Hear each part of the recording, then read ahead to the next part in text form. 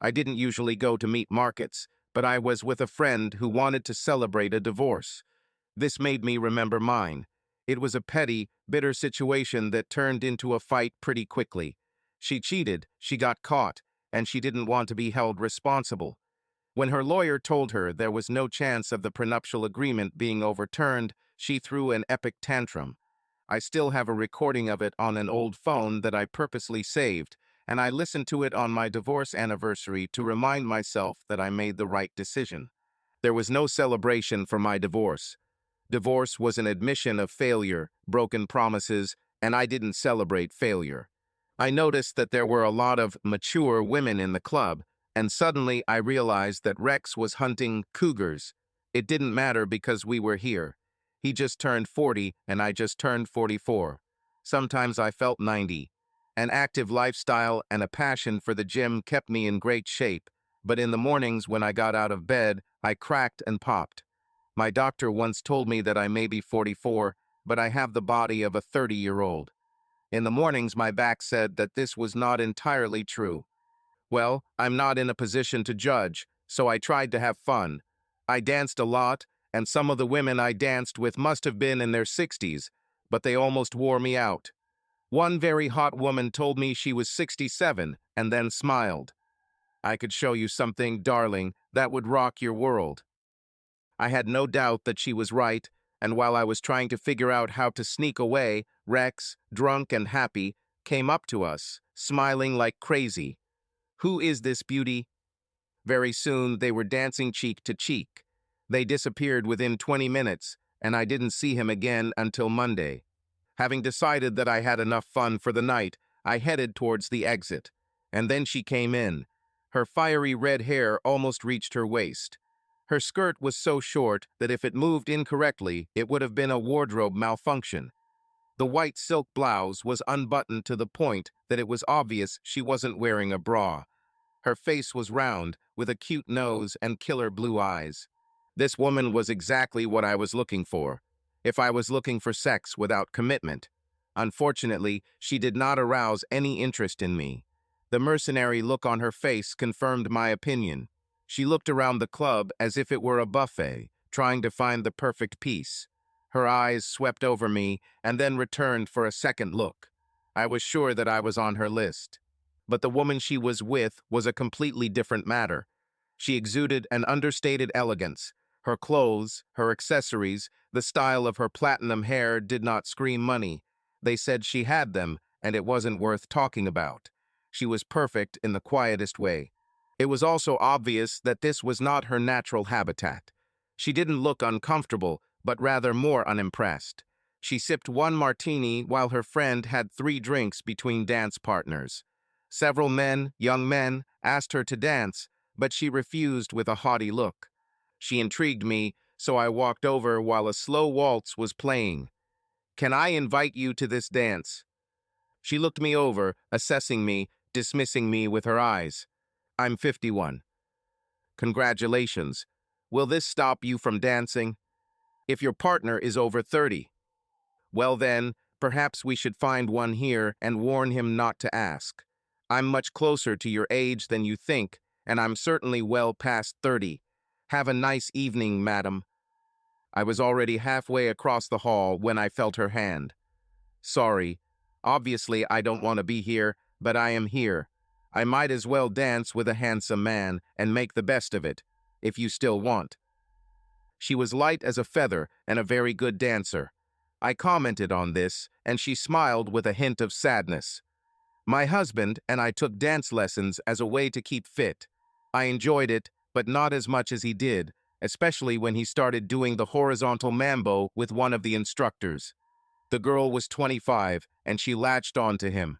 We got divorced, so he can marry her." That must have hurt. "Oh, yes, at first. But on the other hand, we had a very successful business, and we didn't have a prenuptial agreement, so I ended up owning half, plus our investment grew well. She drained it in 3 years, and I ended up buying his share of the business so he could pay her. He's still president because he has a good head for business, but he's terribly annoyed that he has to answer to me. I'm sure if he had the chance to do it all over again, He would never sign up for these lessons. By this point, we had already moved away from the dance floor and found a quiet corner. I smiled. So, you're beautiful, rich, own a business. Why isn't there another Mr. Angela? She winced. There were several candidates for this position. Unfortunately, their qualifications did not meet my standards. What about you? Now it was my turn to wince. She got a better offer from someone very similar to your ex. I don't think this is the perfect life she wanted. Rumor has it, he made her sign a pretty rigid prenup and is watching her like a hawk. After what she did to me, he should know that under certain circumstances, she would not hesitate to do this to him. Is there a little beauty out there somewhere practicing spelling Mrs. Reggie? There was one 2 years ago. Let's just say our life goals were different, and we didn't part on the best terms. Love sucks. Personally, I think love is a great feeling if you're with the right person. I raised my glass. For love when it's real. She raised hers. For knowing when it's right. We talked for another hour. I was surprised how quickly the time passed. I looked behind her and smiled. It seems your friend has found some guys in their 30s. Her smile faded as she watched her friend approach. She hesitated when she saw me, but continued to smile. Look who I found, Angie. I brought you one, but it looks like you already have a stallion. I think I'll keep both of them. See you tomorrow.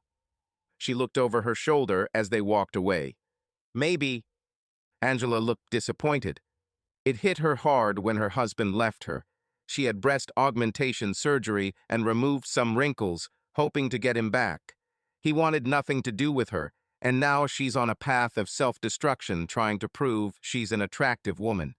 Lately, she's only attracted to parasites who take advantage of free sex and her bank account. I hope she comes to her senses. She's a really good woman and very attractive for her age. We have 3 other close friends in our circle. We're all friends from college, and we take turns trying to look after her and protect her until she comes to her senses. I'm starting to lose hope. I have no doubt that one day she will wake up with a terrible hangover, in bed with a man 25 or 30 years younger, trying to remember his name, and this realization will come to her. I'm too old to be that stupid. Then she will begin to return to normal life. You always need to remember that first of all you need to make yourself happy, and she is clearly not happy. Her face gradually lit up. Thank you, Reggie, for this great advice. I think in the near future I will care more about my happiness than the happiness of others. Her phone rang and she checked it. My car is already here. Can you walk me to the exit? I took her arm, we were walking, and she suddenly started giggling. What? Don't look back, but those platinum bitches are staring at me. Why are they doing this? Because they think I've won the grand prize. You're the most handsome, fit man here. Plus, they think, like I do, that you're no older than 30. They think I'm going to take you away for a night of passion where you'll have sex with me hard. The next day I won't be able to walk, and you'll jump out of bed ready to run a marathon. Then you'll look at me and we'll start again. I smiled. I vote for this plan. Not in this life, dear. I'm afraid you could really do some harm. We approached her car. I think, dear Angie, that you underestimate yourself. I have a feeling that you would be like a volcano, ready to erupt at any moment and destroy everyone in front of you. I think that would be a good way to die. Good night, Angela. It was a pleasure to meet a woman of your level. I was about to kiss her on the cheek, but she grabbed my head and gave me a full kiss, then backed away, blushing. Then she smiled. Seismic shifts, dear. Don't get too close. I'm too close, I said. The driver of the car looked at us and smiled. I need to leave. No, you need to deliver this treasure to her vault. Good night, Angela. She was still trying to formulate the words when I closed the door and he sped up. 3 weeks have passed. I thought about the blonde goddess a couple of times before it registered in my memory as a treasured moment. Rex had a hard time looking me in the eyes until I told him what happens in the cougar cave stays in the cougar cave. Then he relaxed and smiled. She almost killed me. The woman couldn't get enough, then she passed out for 10 hours. I was starting to worry, but she woke up, looked at the time and rushed into the shower. She looked back and asked if I would go with her. She said that we don't have time for sex because she was almost late for a family event. When we finished, she showed me pictures of her grandchildren, saying that she would have 4 of them for the day. I asked about meeting again, and she smiled. I doubt it. I'm too old to limit my impressions and don't usually do repeats. You're a good lover, dear, but you're just one in a long line of good lovers. Thanks for the night. So the cougar chewed you up like a piece of meat and is now ready to hunt again? That's pretty cold. Rex simply smiled. There's a lot of cougars out there, buddy, ready to hunt again. Rumor has it you're off with one really hot granny. I didn't leave with her. We just went out together. And honestly, she was a lot hotter than I expected in a place like this. You're lost, dude. You should have had sex with her. Dude, what are you, 16 years old? Maybe you really need to spend time with older ladies. Maybe they can help you grow up. Will never happen. I tried to be a responsible adult with my wife. We all remember how that ended. I'll never take a woman seriously again. You'll be married again in 2 years. I bet I won't. If you win, I'll throw you a party. If I win, you should hand me a beer and tell me how right I am. You have an annoying habit of being right, but not this time. This case will be the sweetest beer I've ever drunk. Rex walked away laughing, and I smiled. Wait and see. 2 weeks later, I met him for tennis, and he smiled like the cat that ate the canary. What happened to you? Nothing. I just made some money unexpectedly over the weekend, and it cheered me up. We played to serve. He was younger and faster, but he spent too many nights in bars while I spent them at the gym. Preparation trumped talent, and I beat him in straight sets. My knee told me how expensive this victory was when we finished. We were drying off before taking a shower when his smile returned. Remember that extra money I was talking about? I made it from you. On me? What did I do? You made a serious impression on the beautiful grandma. She came to the club looking for you. When she was told that I knew how to find you, she grabbed me.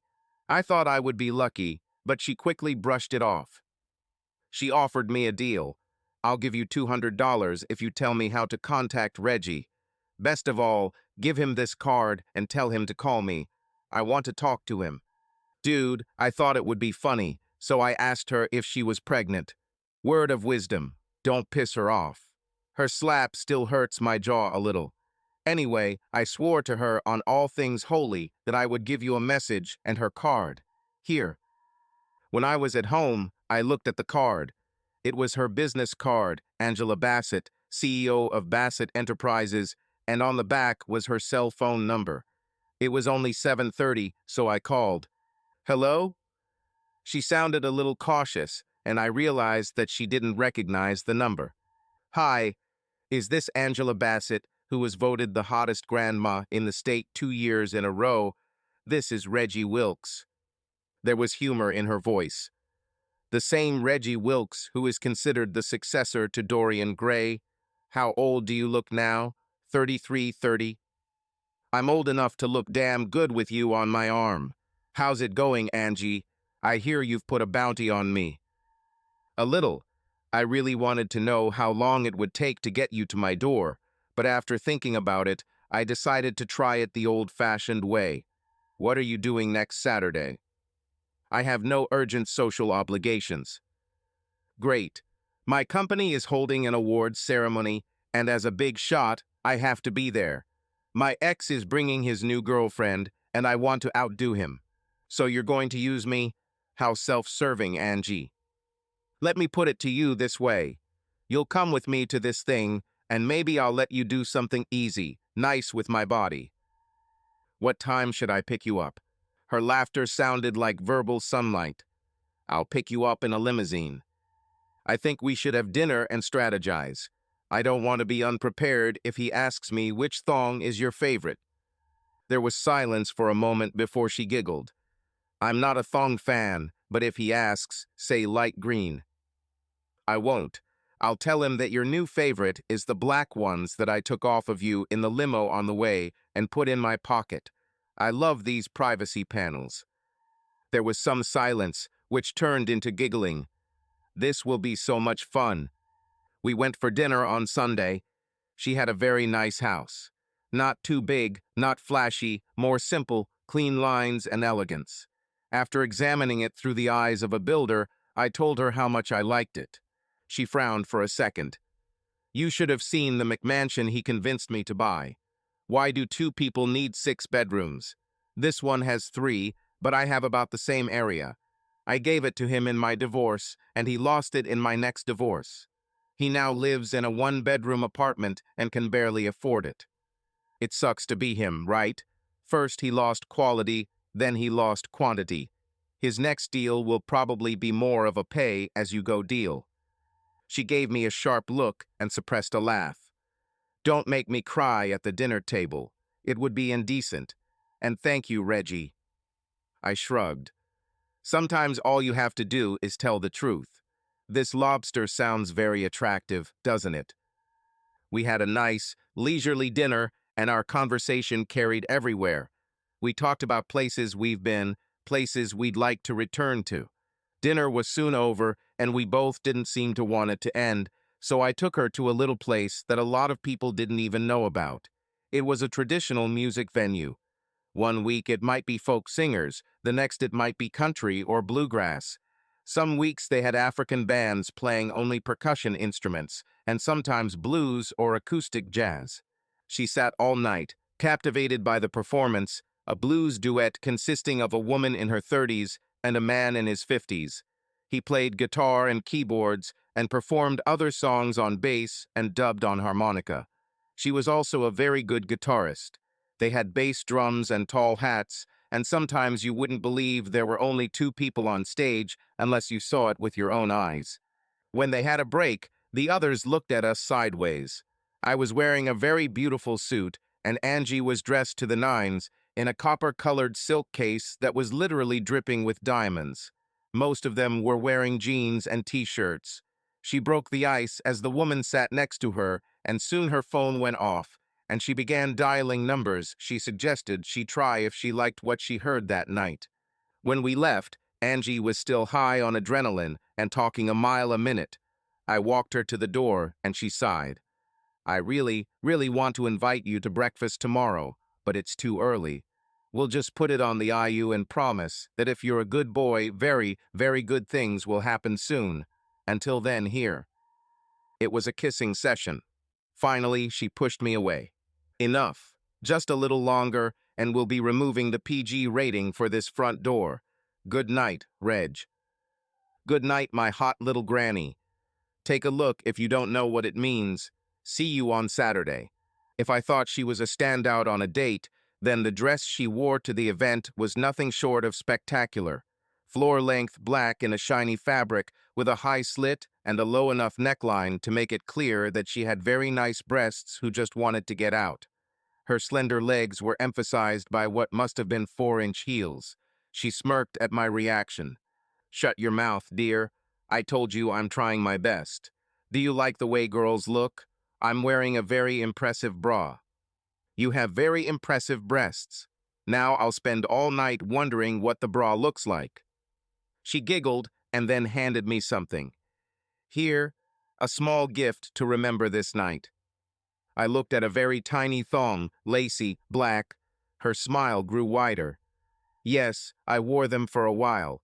I wouldn't want him to see them and think they're not real. Just so you know, they match the bra. We arrived at the hotel, and I assumed that her business, judging by the turnout, was quite large. There were almost 200 people there, and most of them were lined up to kiss her ass. Many of them looked me over, trying to figure out where I fit into the grand scheme of things. Angie was kind and friendly in just the right combination. We mingled, and after about 45 minutes, I felt her tense up. It's the ex, she whispered. I looked and saw an average, slightly overweight man holding the hand of a woman barely out of her teens. It looked sad and vulgar at the same time. He came up to us. Angie, this was said evenly, without any emotion. She, on the contrary, was all smiles. Hello, Ben. Let me introduce my boyfriend. This is Reggie Wilkes. Reggie, my ex-husband, Ben. He had a limp handshake, the kind that would immediately make you mistrust him. But then again, maybe my first impression was colored by what she told me about him. He didn't speak much, but the girl he was with was chatting. She acted confidently, but her eyes gave her away. She looked at me as if she was assessing my net worth. I had saved a decent amount through my business, but I doubted I was in the same tax bracket as Angie. I wasn't stupid with my money, and I was living quite well. Angie was polite and looked like she was trying to suppress her laughter. We had a surprisingly good lunch, and Angie gave her speech to thunderous applause. Her ex then gave a dull and boring speech, promising that as long as he was at the helm, the company would be in good hands. I got the feeling that this opinion is not widespread. The applause seemed lukewarm at best. Then the orchestra began to play. Angie was an excellent dancer, and I was no slouch, so we stayed on the dance floor for a while. Then she had to perform obligatory dances with people in the company. I danced with my wives and girlfriends. The most common topic was the question of how serious we are. I had a standard answer.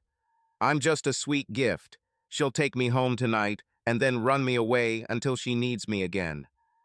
Some thought I was serious, but most of the women giggled and said she made a great choice. I went a little overboard when I danced with her ex-husband's girlfriend, telling her that we were going on a huge tour of Europe at the end of the summer and would be staying at my villa in France and a condo in London, and then maybe fly to the islands. I thought that I would have to tear her away from me. Angie noticed my discomfort and saved me by gently removing her hands from me. Sorry, darling, but he's mine. Take comfort, you got a consolation prize. Shall we dance, darling? I told her what I said, and she laughed. Her ex approached me while I was refreshing our drinks. Are you and Angie serious? If I had the opportunity, I would suggest changing the name of the company. He exploded. The company is mine. There will be no name changes. The company was yours, and as far as I know, you literally had sex with her until you lost your breath. I hope you understand that the little head is prone to making bad business decisions. As far as I know, you better be careful with Bimbo Hash too, otherwise you will own only 12.5%. Bitch, I want you. What are you talking about, Ben? Look at Reggie. There's not an ounce of padding in that suit. It's clear he's doing more than just 12-ounce curls, and he'll take you apart. I'm ready to watch it, so go for it. I'll make sure no one didn't interfere until you were done. No? Smart choice. Angie turned to me with a wicked glint in her eyes. Darling, I think I've lost one piece of clothing. Have you seen? This? I held the panties in my hand. Sorry, honey. The limo didn't take as long as we thought, and you didn't have time to put them back on, remember? She took the panties from my hand, smiling at her ex-husband. Thank you for looking after them, dear. I would put them on again, but it would be in vain. You could take them off again before we left the parking lot. I suddenly have a strong desire to call it a night. Shall we go? A wave of whispers swept through the hall as snatches of conversation were passed around, and many ladies and a few men hugged her as we left. Her ex-husband was really not very popular. She was still giggling when we got into the limo. Did you see his face? I thought he was going to fall through the floor, and his little doll looked at him with completely different eyes. If she thought she could take it away without consequences, she would have attacked you right on the floor in front of the whole crowd. Of course, if she tried something with you, I would knock the silicone bags right out of her fake breasts. Wow, remind me never to get on your bad side. It was a fun night. Some parts were better than others. Which parts? Those parts when I was alone with you and we were cuddling on the dance floor. You really are a very attractive woman, and I noticed. The giggles returned. Believe me, darling, when we were hugging, I noticed that you noticed. It was very flattering. If the car had not been dark, she would have seen my blush. I'm not sorry. I'd be offended if you apologized. We gradually moved closer to each other, and soon we started kissing. Things got interesting when the car delivered us to her door. We tidied up our clothes, but we both saw the driver's grin. He should get used to this behavior. We stood in her hallway, smiling stupidly. She gave me a look I couldn't decipher, kissed me hard, then pushed me away. I'd like nothing more than to get you inside, but it's too early. You're the first man I've taken seriously in a long time, but it's too early. We need to build this up little by little. Having said that, it's time for you to ask me out on a real date. I pretended to be angry. In my opinion, it was a real date. A real date that ended in great discomfort for the man. Do you have any compassion? I sighed dramatically and gave her a chaste kiss on the cheek.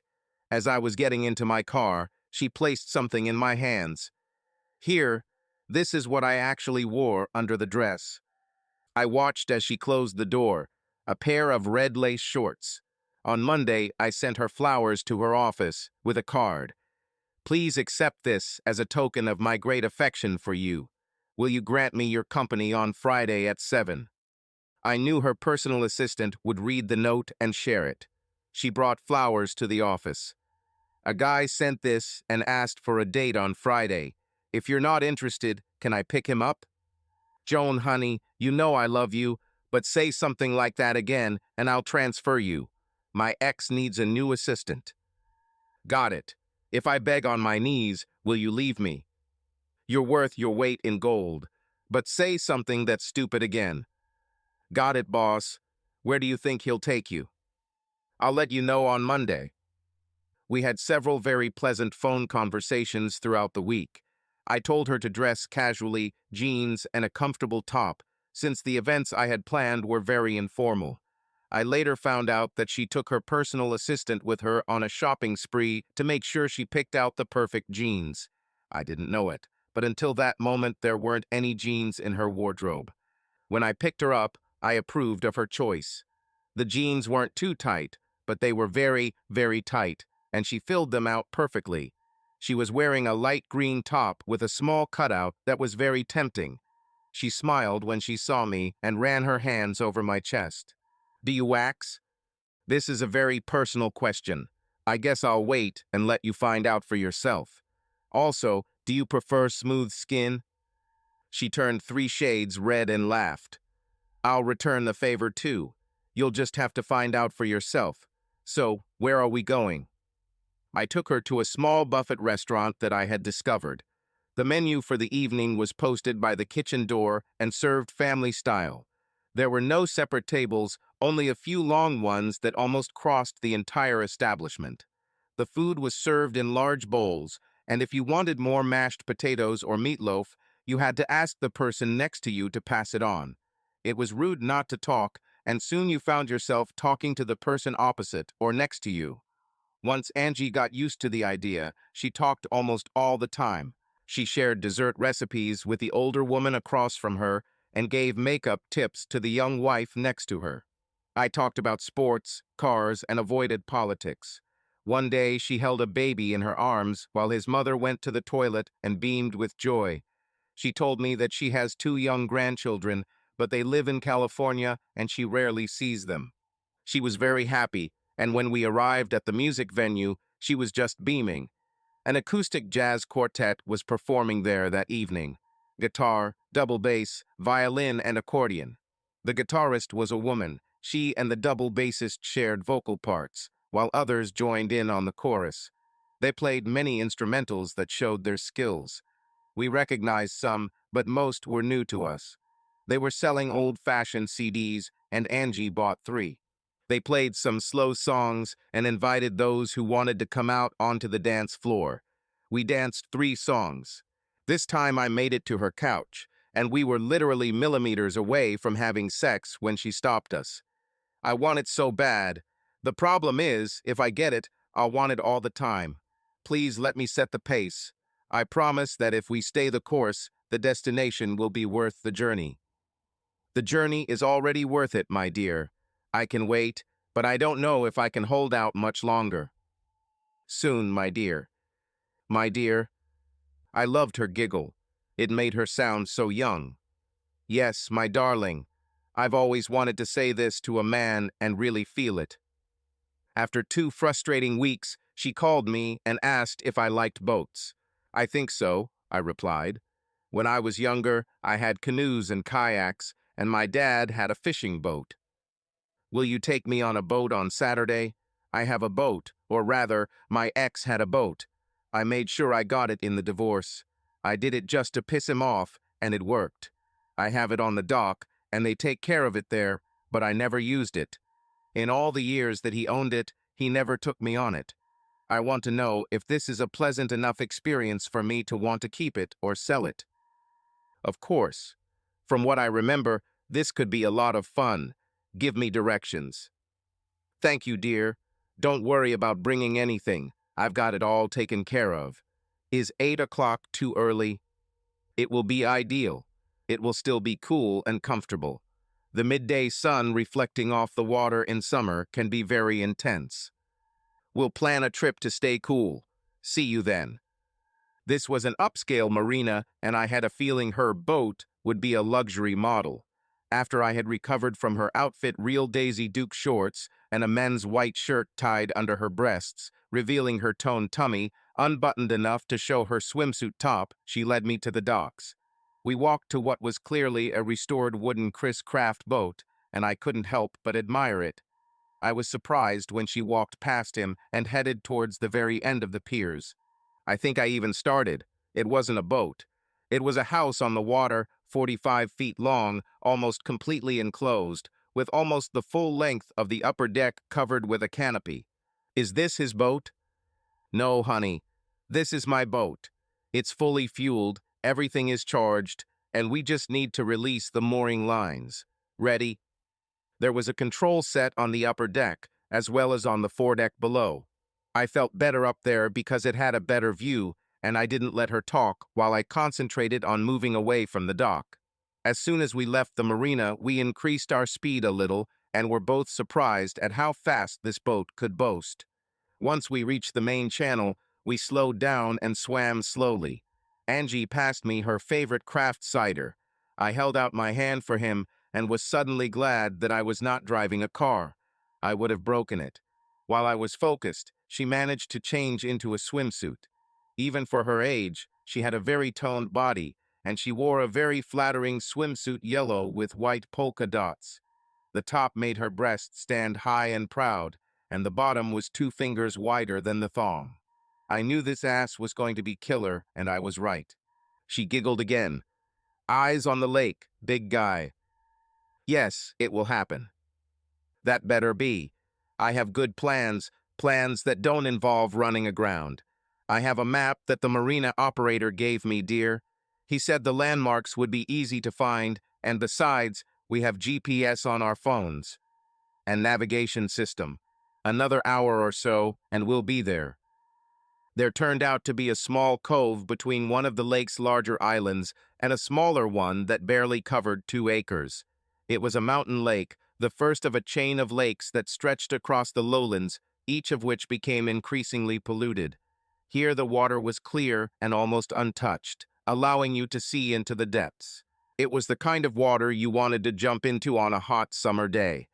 Once the boat was securely anchored, Angie suggested we go for a little swim. I told you I'd take care of everything, she said with a sly glint in her eyes. I bought you a bathing suit. It's on the bed. Why don't you change? I didn't realize how big the inside of this boat was. The living room kitchen area was impressive. Even a fairly large TV was mounted on the wall. The bedroom was smaller, barely big enough to accommodate a huge bed. The small piece of fabric seemed even smaller as it lay on top of her. I picked it up, smiling. They were Speedos, light blue, and even for this style they were small. The putting process was interesting, and I briefly thought about stuffing 2 bowling balls into the marble bag as I pulled them onto my feet. Looking in the full-length bathroom mirror, I thought how good it was that I spent so much time at the gym. I didn't look like I was 20, but I had nothing to be ashamed of. I walked back out onto the deck with a towel wrapped around my waist, mostly for effect. She was about to ask me if I was wearing them when I let the towel slide to the floor. Her hand flew to her mouth, and she blushed a little before smiling again. "You look delicious." "You've been looking delicious since we left the dock. Shall we take a swim?" The water was cold, at least at first. Then we got used to it, and it was great. Angie seemed in her natural habitat, swimming with the grace of an otter. We played and hugged. "I think we better hide before this goes any further. There aren't many people here, but it's still a public lake." I let her walk up the stairs in front of me. We made love. When I lay down next to her, I thought I saw tears in her eyes. "Are you okay, honey?" She was just fiddling with my chest hair. "I'm more than fine. I'm just wonderful. For some reason, that's the only word that comes to mind. It's been a long time, and I didn't know if it would be as good as I remembered. It was so much better that the word good just doesn't fit. You're the best lover I've ever had. Don't underestimate yourself. You are the first woman with whom I have felt such passion. We were in a moment much deeper than I have ever experienced. For the first time, the words as one mean something to me." And then she started crying, but she still held on to me until it went away. When she recovered, she just lay there, rubbing small strokes over my chest. "I'm glad you don't shave, honey. The ex does it, and he doesn't have the body for it. It just makes him look plump and soft. You might look good, but I much prefer the feel of your hair. This reminds me that I'm with a real man." We fell asleep, hugging each other, and when we woke up, we were hungry, and it was already getting dark outside. She put on her robe, I put the Speedo back on, and we quietly prepared a light meal in the kitchen. "You don't have to do this," she said as I helped. "I don't have to. Sometimes I won't if we expand our relationship, but sometimes I'll make you sit on the counter with a glass of wine while I impress you with my cooking skills. It's called a partnership, honey." Tears appeared in her eyes, and I thought I had done something wrong. Then she smiled. "I'll try to pretend to enjoy this while you do it. What would you like for a snack?" "This is it," I said, unbuttoning her robe. "Enough, or we won't finish dinner. They'll be here for you later, I promise." We ate a simple meal and cleaned up separately because the shower simply wasn't big enough. I put on my boxers, and she put on a silk robe that barely covered her bodysuit. She put on a jazz CD she'd bought on site, made a couple drinks, and we cuddled on the surprisingly comfortable couch. She suddenly started laughing. "He bought this thing thinking it would be smart. Now there would be no trace of motel receipts, and all he had to do was go out and meet his little bimbo at the next dock. I would never have known." How long did it last? Until the first time I saw it. It was registered in both of our names, and it cost very little to hook it up for video and audio. I let him go 3 times to get enough material, then used him to get a better settlement. I made sure he knew I was going to take it and gave him the Corvette that was worth half as much in exchange. "Sorry for asking, but why did you marry such an idiot?" I heard the sadness in her voice. "He was a good man when we got married. As we became more successful, he became more and more self-confident, thinking that his success should justify everything. Age became a factor, and frankly, I think she was the physical equivalent of a sports car in the midst of a midlife crisis. She wasn't smart, but she was very cunning and quickly tied him down, asking why he was still with a tired old woman when he could have been seen with her. When I caught them, this worked to her advantage. By that time, I didn't care. She was a joy to him. Instead of everyone admiring him for what he did and who he did to, most people thought he was stupid, and a lot of people actually felt sorry for him. I think when he realized that, it squashed his remaining ego for a while. Then she cheated him, and he was left with nothing for his bad decisions. I practically owned the company, and he had to live with it. It's very similar to what happened to me.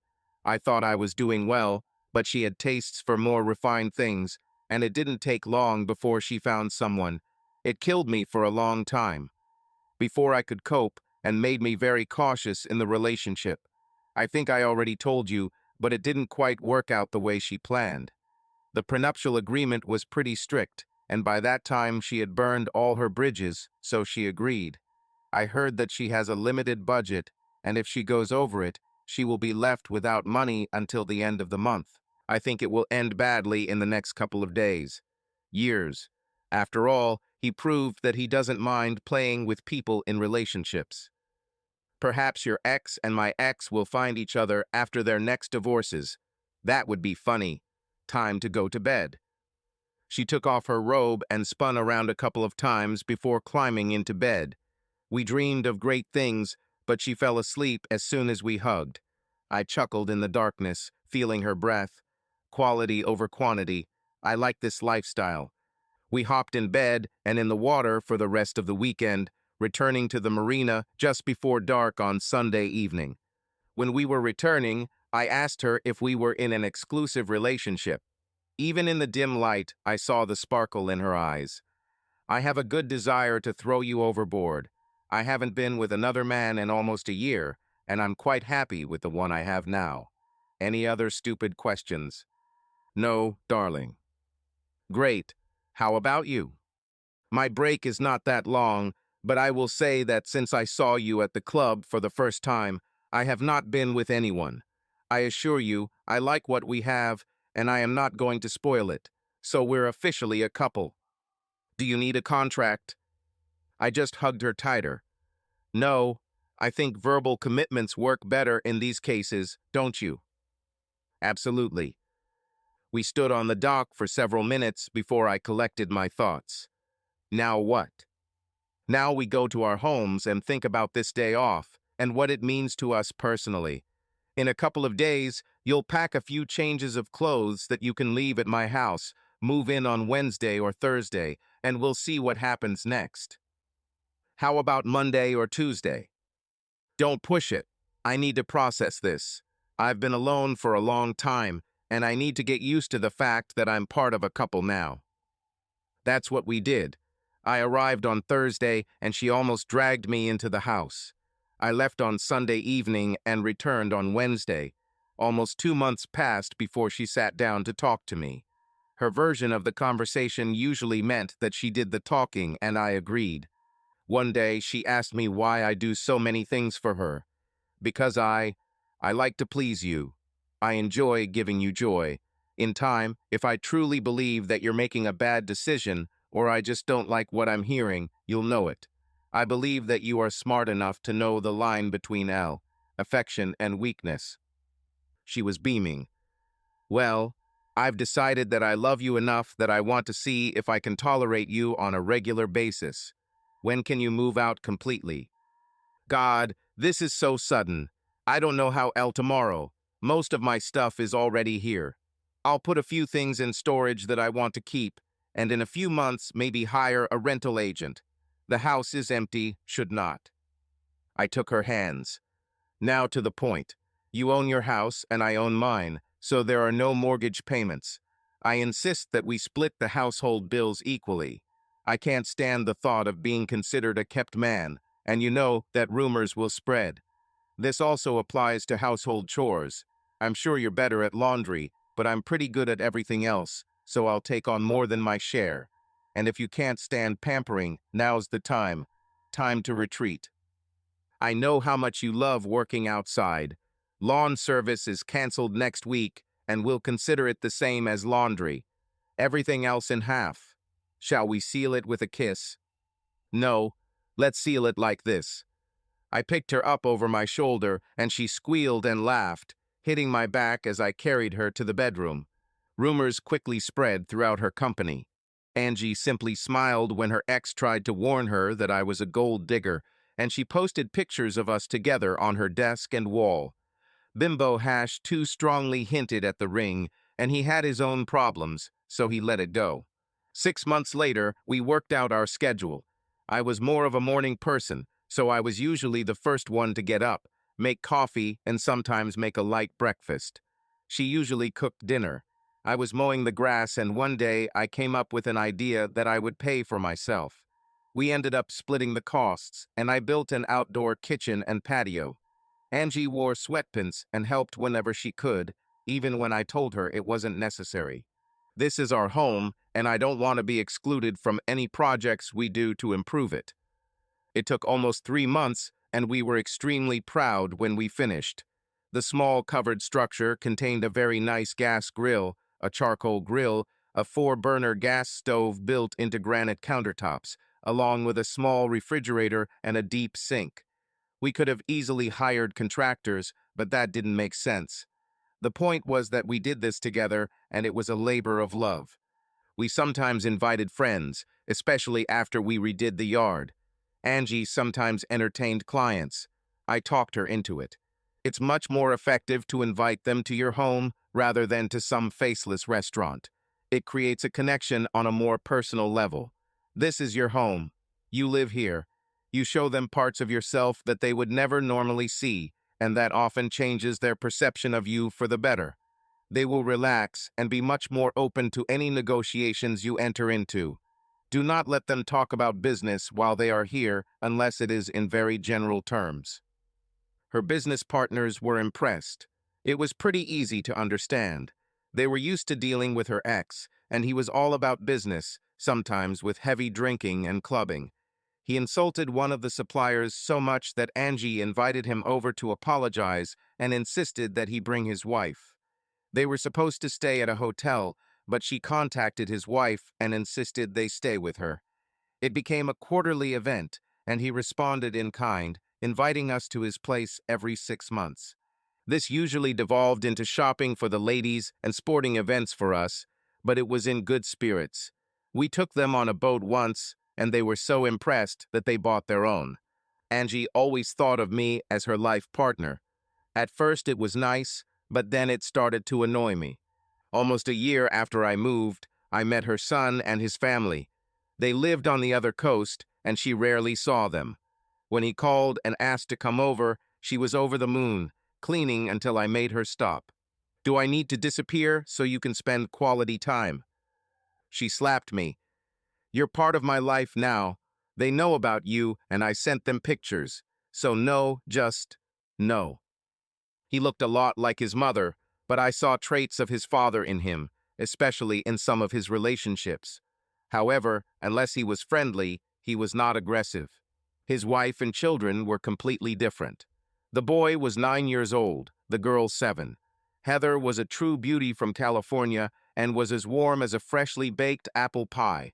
When she and the children saw the garden, they were delighted as it was the closest thing to real food they had ever seen.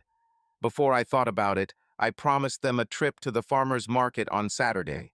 Angie bought the house and 3 acres of undeveloped land at a time when there were no neighbors nearby. I wanted a garden, but the woman who runs the homeowners association saw me working the land and rushed across the yard, screaming for me to stop. She then started telling me how many association rules I had broken and that she was going to impose a fine. The problem with this plan was that Angie's house and lot were not part of her development. It was already here, and buildings grew on both sides of it. I just laughed and continued to work the land, doing everything very carefully. Once the area was prepared, Angie helped me put up a white fence around it. From the street, you couldn't tell what it was.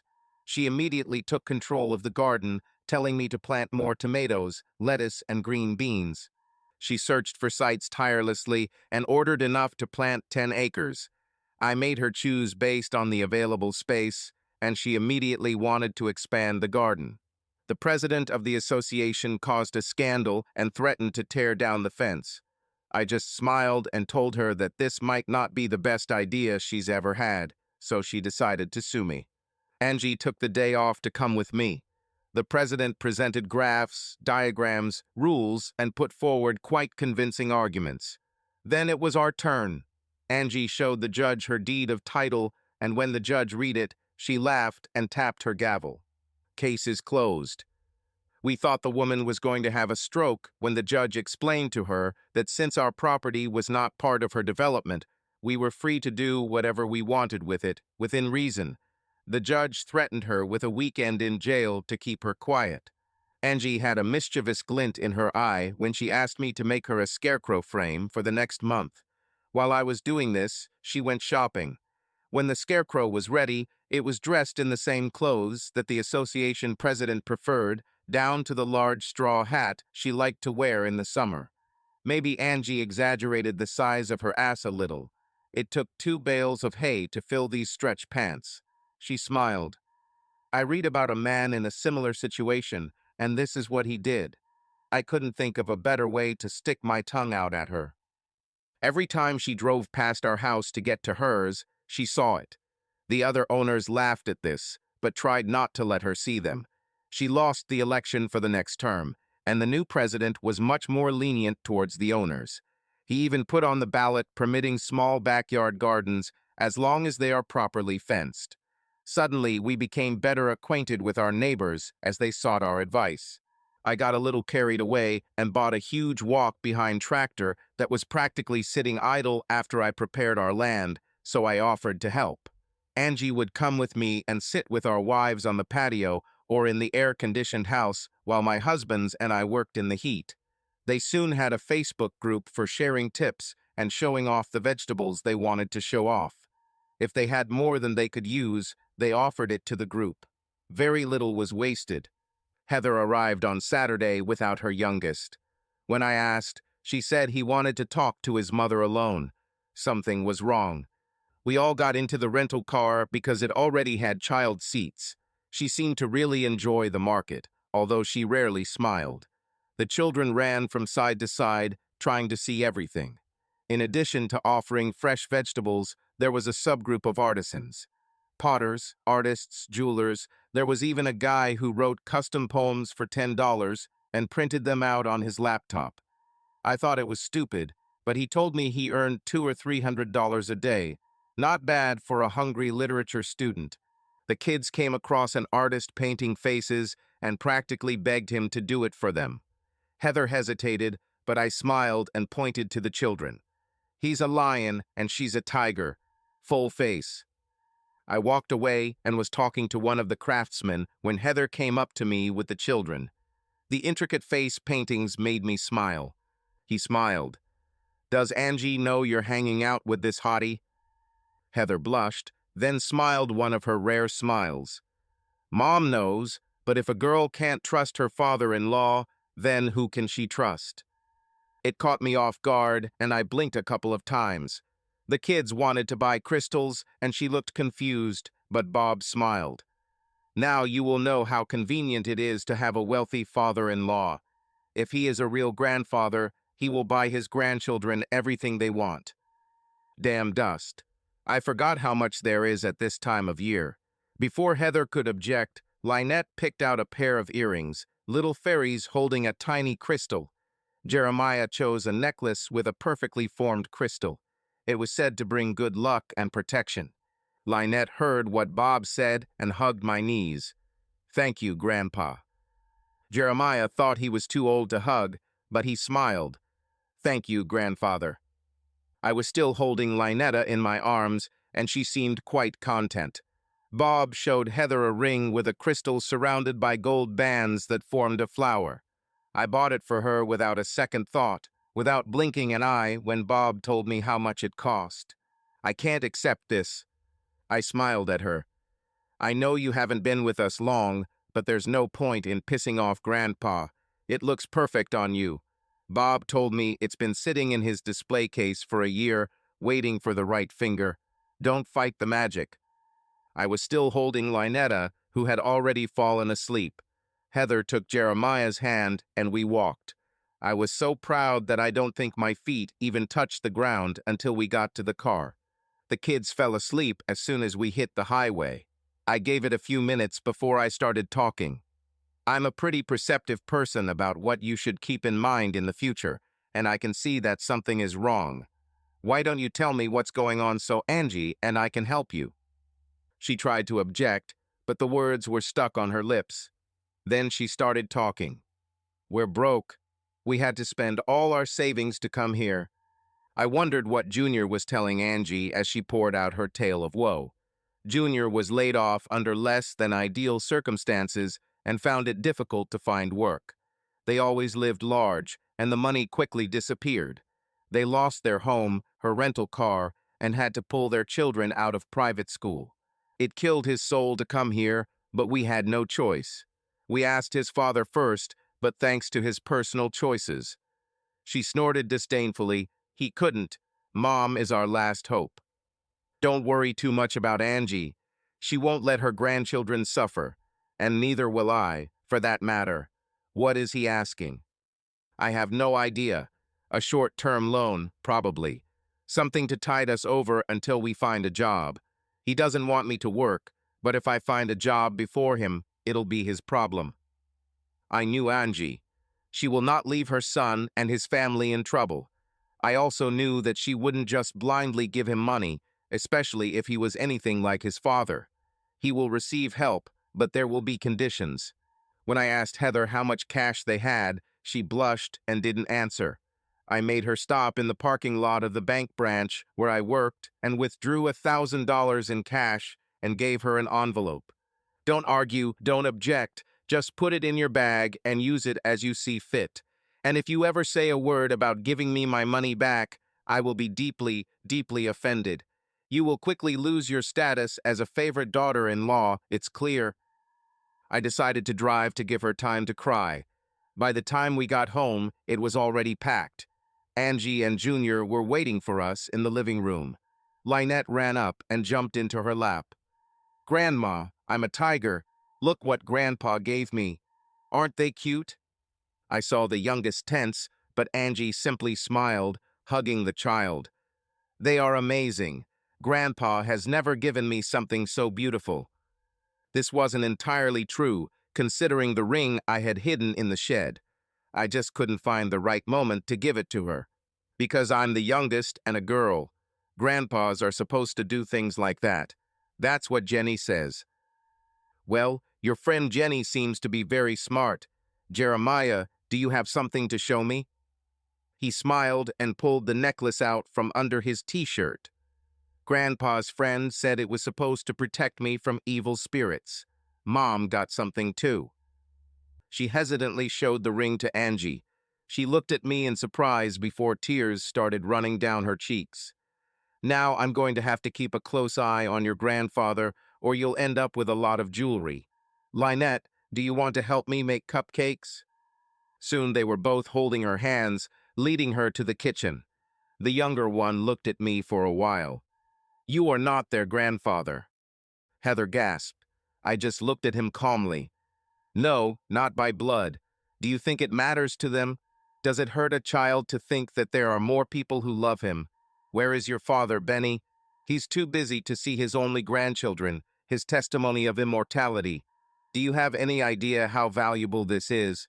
Most likely not, but you should understand." I kissed Heather on the cheek and left. I went out to the garden shed and sharpened my tools for 40 minutes.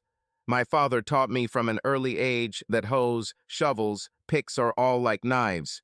They are carvers, in this case, soil carvers. If they have a sharp edge, they do their job better. Once I was done, I started sharpening the pruning shears, and by the time I was done, they could be used to cut hair. There was a soft knock, and Heather asked if she could come in. I simply nodded, and she stood there hesitantly. "Please don't hold it against him. He is facing the worst failure for a man, not being able to provide for his family." "I understand that, dear, but it especially means that you should not attack the hand that is trying to help. His father made bad life choices. It is not the younger man's fault. It is his fault. His bright future with a woman of exceptional quality disappeared in one day, and he will never return it. He needs to come to terms with his choices and try not to repeat them a second time. His son has to make a choice too. Angie has told me many times how much she misses you, especially the grandchildren. Heather, she will take care of her family. I know her well enough to do that. But I also know that she won't just blindly give him money and hope for the best.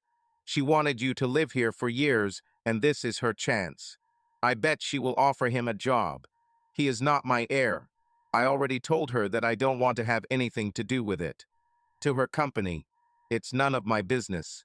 Changing the subject, where did you stop? "We stayed at the Marriott for the night. After that, I don't know." "I think I have an idea, but I need to talk to your mother-in-law first." "Let's go, it's almost dinner, and I'm sure Jeremiah doesn't like to miss a meal. She hugged me tightly. I wish they were your grandchildren. I'd sleep a lot better at night. I looked around the kitchen, noticing the mess from the little kids trying to bake, and made a decision. We're going to grill today. I asked Heather what their favorite foods were and sent her in my car to the store. The younger one went with her. I wondered what they would talk about. Angie put the kids to bed after they were cleaned up, and we took advantage of that to tidy up the kitchen. It was fun. Her face was glowing. I wish I could film it. Heather was helping until she went looking for you. Junior went to visit his dad for a while. Her tears flowed. I wish we could keep them. Lynette is a big fan, dear. She told me Grandpa Reggie is going to cook the corn you picked for her tonight. Do you mind if they call you Grandpa? About as much as I hate it when you call me darling. Oh, how disgusting. She giggled. Yeah, maybe I should call you something else. How about honey? Ugh, stay on darling. Okay, she said before hugging me. We were in the middle of a serious kiss when we heard giggling. Linny woke up. Before she could move, I grabbed her, and we both showered her with kisses for a minute. Grandpa, are we going to cook the corn? Yes, we will. Come with me. I put the corn cobs in ice water earlier, and they were ready. I placed Linny on a large chair at the prep table and showed her how to pull back the husk to put the butter inside and then seal it tightly. I tied them with fireproof ties, and they were ready. By then, Jeer had woken up and was helping. Their mother walked in, and they rushed towards her, asking if she had bought their favorite foods, hot dogs and hamburgers. She did buy them, as well as steaks, chops, and some chicken breasts. Jeer helped me thoroughly rub the chicken and wrap it in foil. Mom rubbed the steaks and chops, letting them sit and come to room temperature. Angie caught up with her afterward to help with the sides: coleslaw, big thick steak fries, and sliced zucchini that was marinated and ready to grill. The cupcakes stood proudly on display, our dessert for the evening. Junior decided to stay with his father, and Heather seemed relieved by that. I prepared enough food for 3 large dishes, knowing they would want to try a little of everything. Linny ate 3 pieces of chicken, 3 pieces of steak, several fries, and an entire ear of corn, laughing as she peeled off the burnt husks. Jeer ate 1 hot dog and half a chop and steak, skipping everything else except the corn on the cob. Then we had to eat the cupcake. Linny brought one to me, so proud she was about to burst. The frosting was about 2 inches high. I made this one for you, Grandpa. She beamed with pride as I kissed her cheek. Thanks, baby. He looks great. She watched anxiously until I ate every bite. They really looked happy when Heather told them they were all staying the night and the bath was drawn. After they got into their pajamas, I held Linny while Angie held Jeer, gently rocking him until he fell asleep. They woke up as we were putting them to bed and insisted that we take turns reading the story to them. Angie held my hand with such strength as if she was about to explode from simple happiness. Heather was in the living room with a glass of wine. Thank you. You have no idea what it's like to have a chance to relax. I remember, Angie said. The younger one was a hyperactive child and required a lot of attention. Well, while you're here, you have built-in babysitters. You might get tired of coming and rescuing them. It may take a while, and I'd like to get to that point. It all depends on your son. Angie sat next to her and hugged her. I know, honey. I'm working on it. That night, as we lay in bed, we had a rather intense conversation. Do you know their situation? I asked. Most of them. I was so angry when I found out. They should have come home then. We would have taken care of them. I think your son has as much misguided pride as your ex. What were you talking about while I was with Heather and the kids? He has this get-rich-quick scheme that he wants me to invest in. 1 million. I have money. I have that kind of money, but it's not just lying around, and even if it was, I wouldn't let go until I investigate. I told him I'd look into it before committing, and he got angry. They're broke. It's their last night in that hotel. They can come here, but he doesn't like the idea. Do you mind if I give you a solution? I'm all ears. The residents of my house moved out last week. I knew it would only be for 6 months, but they moved out, and the only reason they needed a house was to have somewhere to live while their house was being built. Let them live. It's free there. It'll give them some privacy while they come to terms with their situation. Maybe we can find Heather something to do until he comes to his senses. I love you. It came out with such force that it made me smile. Sometimes it was difficult to get her to say it. Every time I came close to talking about marriage, she put it off, citing the age difference. This was really starting to annoy me, and one day she said it too many times. But dear, I'm 7 years old. I lost it. Before she knew it, I had her on my lap. I took a minute to admire her beautifully defined ass before my hand dropped. This will happen every time you mention it, understand? And I'll add 1 hit each time. Get your head out of your ass and accept that I don't care how old you are. You are the one I chose. Maybe this is your way of telling me that things won't work out between us. If that's the case, I'd better leave now. She was still sitting on the sofa, sobbing, when I walked past with a suitcase. Her eyes opened wide, and I felt that she didn't believe me. Honey, wait. I'll call you, but not soon. Give me some space to decide whether I'm wasting my time or not.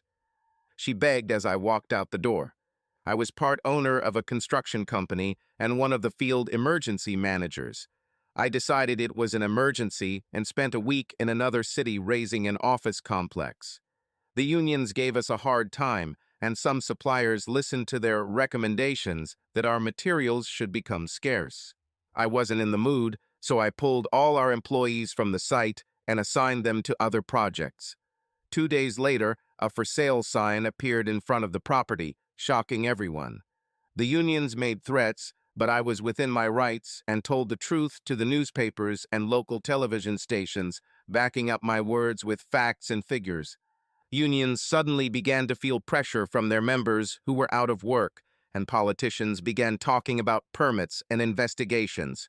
Suppliers had a heart attack when I canceled almost $2 million worth of orders. We have a contract. You really have. And the fine print of this contract says that if you are late with deliveries more than 3 times a month, we have the right to look for other suppliers. Have a nice day. Everyone tried to make me out to be a villain, but the public was not deceived. A month later, we returned with better contracts from suppliers, and the unions became much more flexible in achieving their new goals. Both of my partners thought I was a genius, but I was just angry and needed to take it out on someone.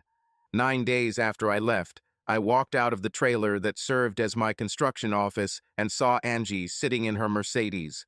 She looked scared to death, but determined. When I approached her, she came out, and I think our hearts were in our throats.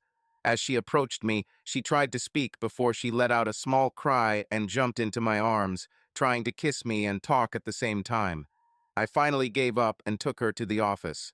I looked at the engineers and production assistants, and everyone suddenly had the urge to grab coffee at the cafe next door. I closed the door behind them. Sorry for spanking you. There was a lot of frustration building up there, and I just snapped.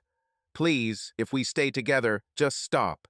I hope by now you understand how much I care about this number.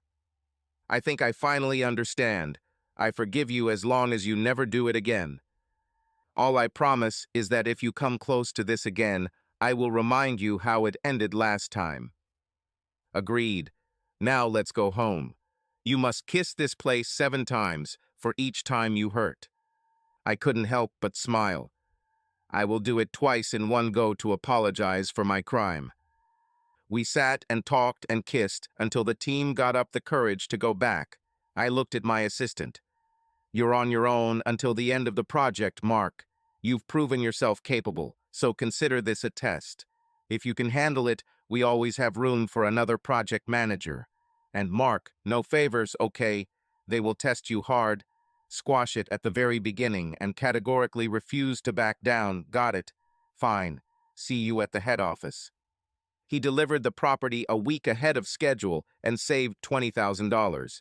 He had 10 of our employees, and I told him to give each one $1,000 as a bonus and make sure he was the one giving them the money.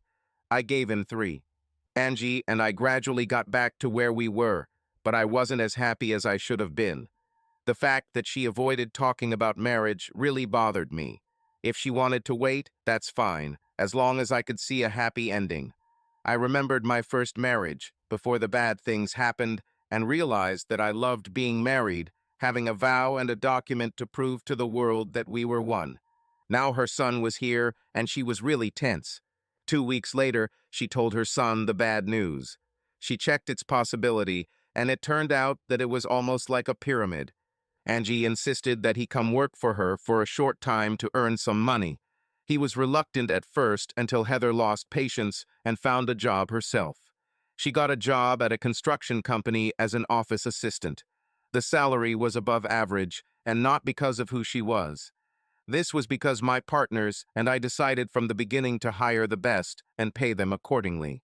Sarah managed all office functions, and one of the first things she suggested was daycare for our employees, free of charge. You guys have no idea how much stress childcare costs can create, especially for a single mother. We will do this, and we will have employees for life. She herself was a single mother, and her share of the startup was covered by an inheritance from her grandmother. David and I talked about starting our own business, but it was just talk. She was the office manager at our old firm, and she basically got us going. We were so grateful that we named the business SDR Construction, named after Sarah, David, and Reggie. David was an engineer, and I was in construction. We had a very good personal reputation, and some of our corporate clients were unhappy with the management, so they gave us a chance. In 10 years, we have become a multi-million-dollar construction company known for excellent quality at a reasonable price. Our old company was so angry when we left and poached several people that they threatened to sue us. Our lawyer said they could try something like that while he prepared all the paperwork and invited them to kiss our collective asses. We let Sarah say this because she had to endure a lot of crap and office politics during her years working there. She said it was one of the best moments of her life. If I arrived before Heather, she had to bring the kids before they went to kindergarten. I received hugs and kisses and really enjoyed starting the day that way. Heather always kissed me on the cheek. A month later, I came and noticed that everyone was smiling at me. On my desk was a huge mug with photos of Linny and Jeremiah on the sides. On the other side, it was written, "The best grandfather in the world." But the most touching thing was on the smaller mug next to her, with a photo of Heather and the inscription, "The best father-in-law in the world."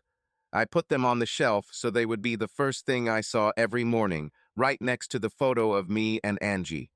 Heather was called into Sarah's office and was informed that her position had changed. Now she had to run errands for the company, she needed to have good transportation, and she was asked to choose a suitable SUV so that it could accommodate everything she needed. After she cried, she made me go with her to the Ford dealership, where she chose the same model as mine, a 4-door sports model with a small body. Angie just smiled as she talked about it. The closer I became to Heather and the children, the more distant her husband became. Ben SR came to me one day, apparently to threaten me. "Stay away from my grandchildren. They are not yours." I think I made him nervous when I smiled. "Have you told them that yet?" "Oh yeah, to say that, you'd have to spend time with them first, wouldn't you? How much time have you spent with them since they've been here? Did you take them somewhere or just watch them play? According to them, you didn't. And if you want them in your life, the best way to achieve this is to include them in your life." The aggression came out of him like air from a balloon. KC doesn't really like them. Then you have to make a choice. Barbie Bimbo or your grandchildren. It should be obvious, but I don't know your priorities. To be clear, I will stay out of their lives if Angie or the kids' parents say so, but I don't think so. That's likely. Now, if you'll excuse me, I need to put together a playset. Do you want to help? I must have made an impression because he followed me to the house. Angie and Heather could have been knocked over by a feather as he stepped out of the car, and the kids surrounded us both.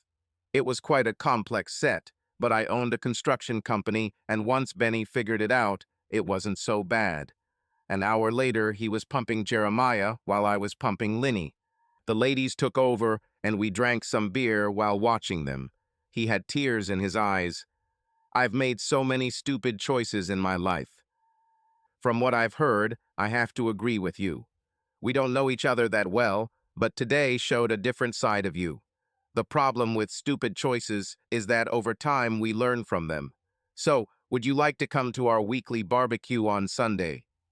Heather took a lot of photos, and they ended up on her Facebook page later that evening. There were pictures of Benny and I tightening bolts while the kids waited impatiently. Some of the last ones were where we each rocked a child with the caption, "Grandfather's Rule." Angie was all excited after everyone left. "You're going to get some good love today. How did you do that?" "I didn't do anything out of the ordinary. Honey, you know by now, if there's something that needs to be said, I don't really hesitate. He deserves to be in their life if he can. I know my heart would be broken if I lost them." Damn it. Then she started crying and almost ruined the mood. Luckily, she recovered by the time night fell. There was a kind of truce between us and Benny. He came about every 2 weeks for barbecues. Sometimes he helped, but mostly he played with the children. Bubblegum Barbie saw him slipping away and gave him an ultimatum, but he didn't react very well. She moved out of the townhouse within 2 weeks. She was allowed to take all her clothes and jewelry, but she threw a fit when he said she couldn't take the sports car he rented for her. He finally told her that if she didn't stop, she could take the car and the 27 payments that were left on the lease. Heather was happy and enjoying her job. She was treated like any other employee, even if her father-in-law was one of the owners. This happened very rarely in the beginning, and she dealt with it. After that, everyone treated her like other workers, and she simply smiled and responded in kind. I looked at my life and realized that only 2 things were missing for it to be perfect. One would be the day Angie and I walk down the aisle. The other is when the younger one finally gets his life together. For some reason, he decided that all his problems were directly related to me. Angie and I had several intense discussions about how he was trying to treat me, and when Heather tried to talk to him about it, things went south. This turned into a full-blown, unbridled conversation, the gist of which was that if he didn't like his life here, he had 2 options. Improve it with your own efforts or leave, but she and the children remain. He crashed on his dad's couch for a few nights before his dad got tired of it and kicked him out, telling him to be a man and go back to his family. He returned home, but was sullen and often lashed out at his children. Heather was almost at her breaking point, and suddenly things got worse. Angie fired him. It almost killed her, and she spent many nights clinging to me and crying herself to sleep. She began to trust him, and he made great progress in the position she gave him, but he still harbored resentment and wanted to return to California. Heather wasn't keen on the idea. "Why would we do this? I already uprooted this family once and started again. I don't want to do this anymore." She sighed. "You need to think about this. You're making more now than you did in your best year in California, and unless you've turned into a screaming idiot, you should realize that both of your parents are hoping you'll take over the business in a few years. I have a job that I really love. We don't have a mortgage. We don't have car loans. We basically just have living expenses, and we live pretty well, though. The kids absolutely adore this place. Adore your mother and think both grandfathers could change the world if they wanted to. Think about how they would feel if we left. They only have one grandfather. The other one is just a loser with whom my mother lives." Heather hit him strongly. "Don't you dare say that to me again, not in this life. If you haven't noticed, we live rent-free in a loser house. I drove the car he got for me, and if I picked up the phone and said I need whatever it was, it would appear right away. Lynette told me the other day that she will build houses when she grows up, like Grandpa. I think Jeremiah will be the next business tycoon. He likes to go to the office with Grandpa Benny. We have a very bright future here, dear." He thought about it for a few days, and then used his job to gain access to company funds and borrowed $200,000 to invest in the scheme he originally wanted. The plan was to invest the money, make a fortune, pay the money back, and let the profits run until he saved enough to move back to California in style. This failed when there was no profit and the scheme failed, leaving many investors in debt. Accountants discovered this 3 weeks later. Angie fainted when she found out, and her assistant called me and Benny. They called an ambulance, and she was taken to hospital for observation. We met in the emergency room. The doctor told us that they were treating her for severe shock and wanted to keep her overnight. Benny and I walked down the hallway for 4 hours, and he only left when his new girlfriend came to pick him up. She was still a young model, but only 8 years younger. She didn't let him relax too much. She kept him on his toes, and her grandchildren adored her. He didn't admit it, but he was so in love with her that he didn't see anything around him. He told me one day, while we were grilling, that he was tired of living in a condo and was looking for a home. Vicky actively helped him, just as a woman's opinion, he explained. In fact, he said he would buy the one she chose. The thought flashed through my mind that he would get married before me, and I felt sad.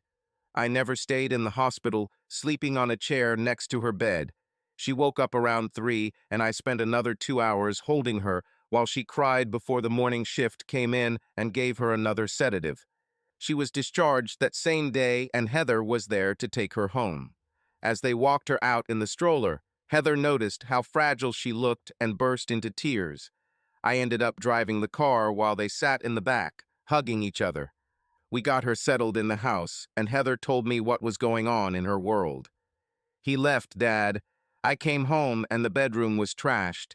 He gathered as many clothes as he could and disappeared. I don't know if he'll come back. She started calling Angie Mom after 6 months.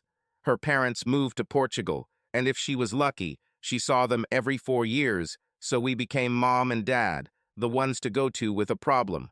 She smiled when she called me Daddy for the first time. I call Angie Mom, and you're the best dad I've ever known, so if you have no objections, it's Dad. I had no objections. Heather checked the bank accounts, and he emptied them. There was quite a significant amount in the savings account. She once told me that sooner or later I would probably kick them out, and they needed an escape plan. Angie told me that they were actually saving for a down payment on the house I would build for them on an acre of her land. Heather was furious and spent most of the week staying with us. The children were happy, but in the end, they wanted to return home. 2 weeks later, Angie was so angry that she activated the GPS in his car, a car that belonged to her company. According to the app, he was in a small town in Texas. Benny and I flew out to find him. We found him in a small bar, surrounded by regulars who listened to him talk about what a great businessman he was. As long as he bought drinks, they agreed with him. Benny patted him on the shoulder. Son, it's time to come home. He turned on the bar stool, eyes widening. Then he saw me. Come to gloat, you bastard. You took my family away from me, you bastard. I almost felt sick every time Heather said Reggie did it, or you should see what Reggie got for the kids. Then he turned to his father. And you just stood there and let him take everything. What kind of man are you? Benny looked at him for a long time. Do you know what Reggie took from me? Nothing. Everything I had, I threw away myself long before I heard his name. It took me a while to pull my head out of my ass, but I did it. Now I'm closer to your mother than when we were married. She is now a friend, and for a long time I had no friends. But you know what? This isn't about Reggie or your mother or even me. This is about you and what you did. Now be a man, get off that chair, and come home to face the consequences. I didn't have time to react when he jumped from the chair and hit my father. He stood smiling, swaying a little. Would you like to try it, old man? I smiled. Yes, I really do. I'd like to say it was an epic fight, and we fought all over the bar until we went outside to continue, but it wasn't. The younger one knew nothing about fighting. I knew. My father was an amateur champion as a Golden Gloves boxer in his teens and was on an elite boxing team while serving in the Navy. The military gave him a new understanding of fighting, and he passed it on to me. I didn't box, but I did wrestle in college, and he did it for me just in case. This came in handy at the beginning of my construction career. Sometimes you can't just reach an agreement with a guy. Sometimes you need to make a statement. With the youngest, I felt like I needed to make a statement. Iya made it. I could have done this all day, but the deputy tapped me on the shoulder. "We can stop. We'll take it upon ourselves." The bartender called when he knocked his father out. Another sheriff's deputy pulled Junior onto the bar to handcuff him while medics checked Benny. He took a pretty serious hit and was sent to a local hospital to be evaluated for a concussion. We didn't have to press charges. The bartender and police officers happily did it for us. Disorderly conduct, damage to personal property, 2 counts of assault, and 1 count of assault on a lawman when he kicked a sheriff's deputy while he was handcuffing him. Bail was set at $25,000, and neither Benny nor I wanted to pay it. He spent 3 weeks in jail before he had his first hearing. On the advice of a public defender, he pleaded guilty to lesser offenses, was found guilty, sentenced to a year in prison, and released on time served in custody and on probation. He also had to pay damages to the bartender for the chair and pay a fine of $5,000. Angie flew out and paid for it, on the condition that the state would allow him to serve his probation at home. It effectively imprisoned him, which didn't help his mood. 3 weeks after he returned home, Heather asked him to leave. "You are no longer the man I married. Why aren't you happy? You had everything, and you were too stupid to appreciate it." They were at home, and the children were with us. He swung at her, but she laughed in his face. "Go ahead, but as soon as you stop hitting, you better start running. Daddy will come for you, even if he has to look to the ends of the earth for you, and I would love to be there when he finds you." He left after 3 hours, but came back 2 days later because Angie called and said if his ass wasn't home by the time he had to check in with his parole officer, he was on his own. Benny had found a house by then and allowed him to live in his condo until the deal was completed. Heather wasn't kidding, and when she filed for divorce and asked for temporary child support, he was furious. Angie made it clear that he could no longer work for the company and he was left without a job. If he doesn't find a job soon, he will violate the terms of his probation. I thought about the whole situation while Heather cried on my shoulder and Angie comforted her on the other side. Angie was depressed for almost 2 months. Heather's nerves were on edge, and even the children began to feel the tension. This made them even more attached to us.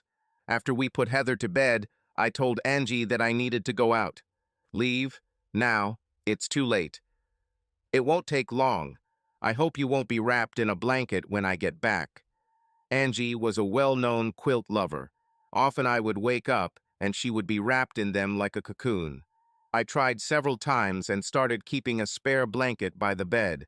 She always apologized the next morning, but it was hard to keep the smile on her face. "Should I get a hot water bottle? I won't be long, and I'll snuggle up to you until you purr like a kitten when I get back."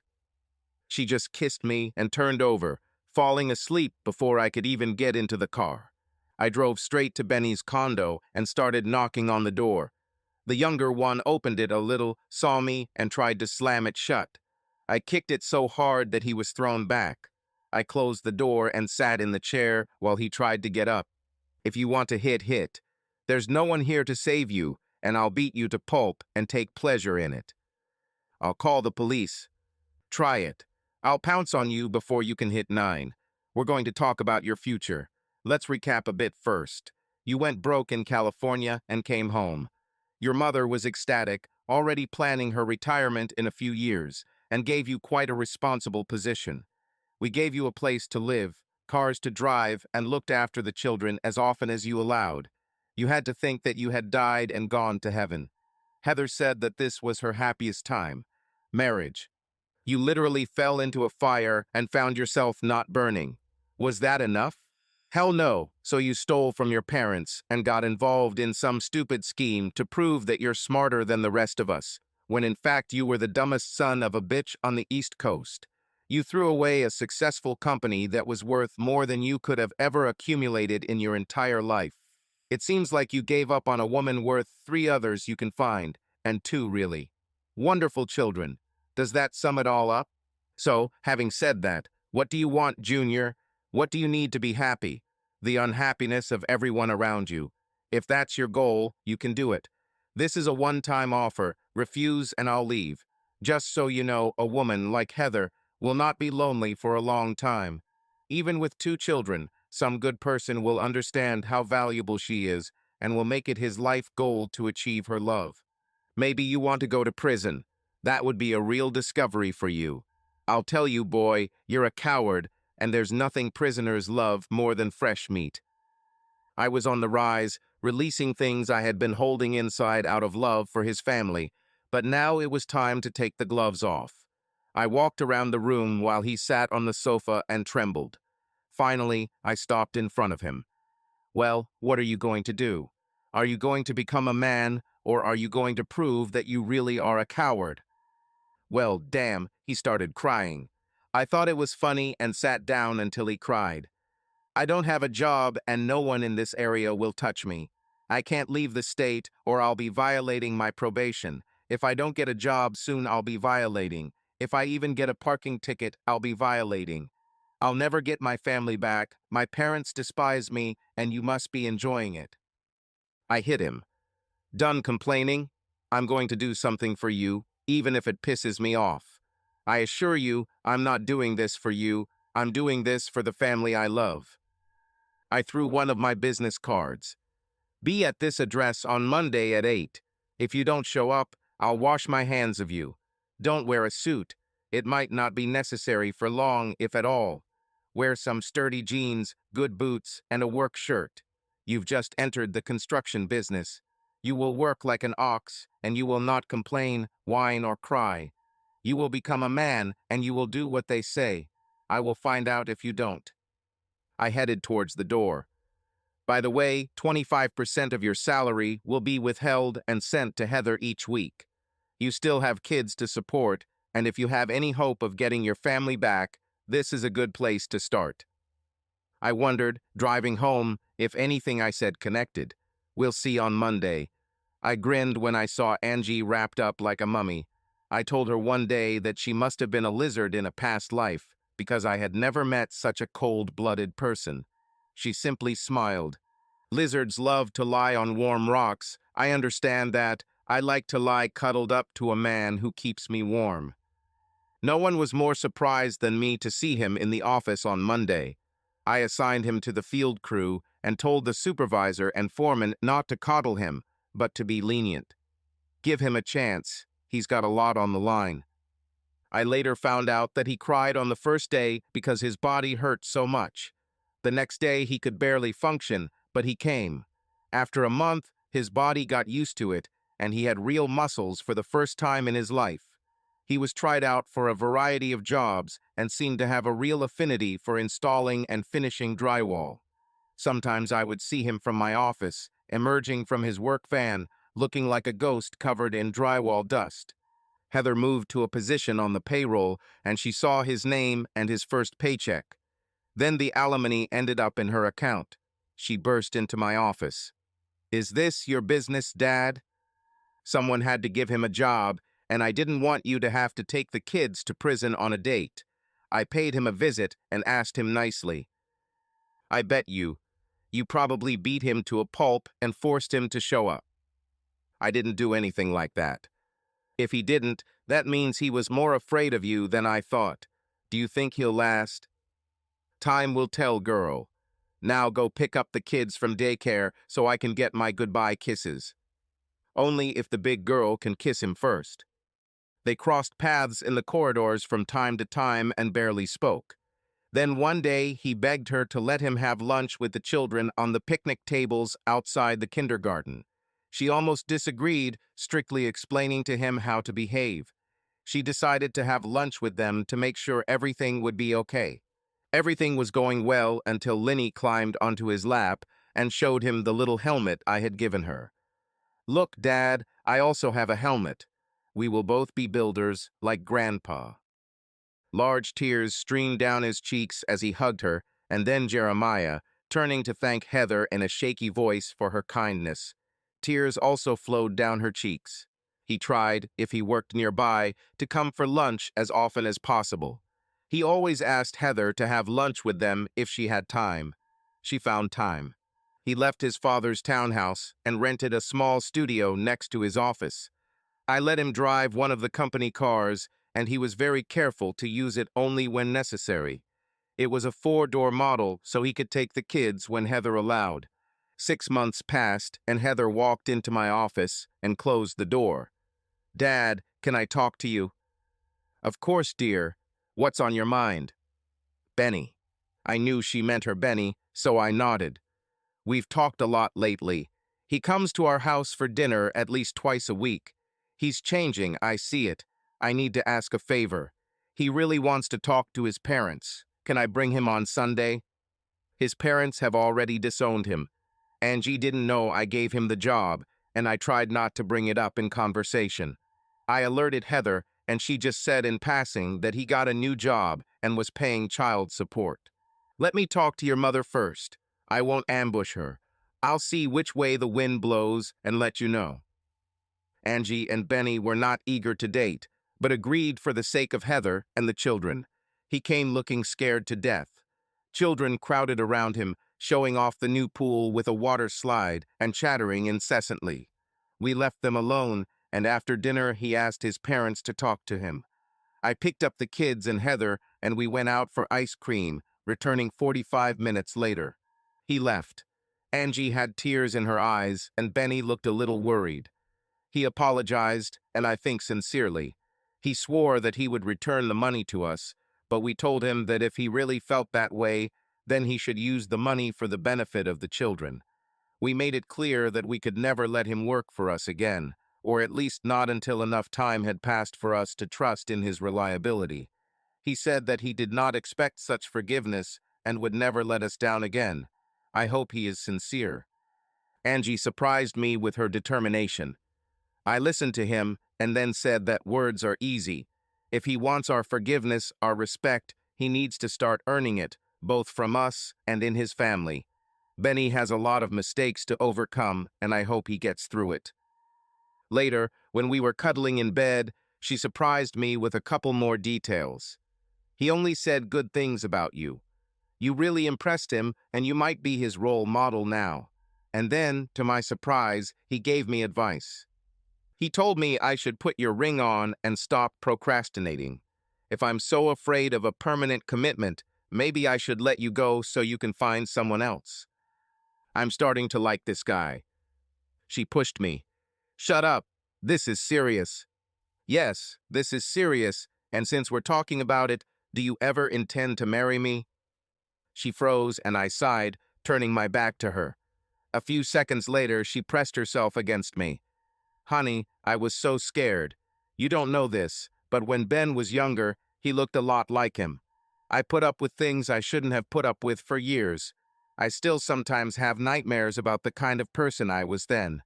I swore that I would never let that happen again, that I would never let a man have that kind of power over me again." I wanted to get up, but she held me tightly. "I'll leave tomorrow." I never saw her hit me, but it was a serious blow. "You won't leave. What I'm trying to tell you is that I have changed. You have more power over me now than anyone in my life.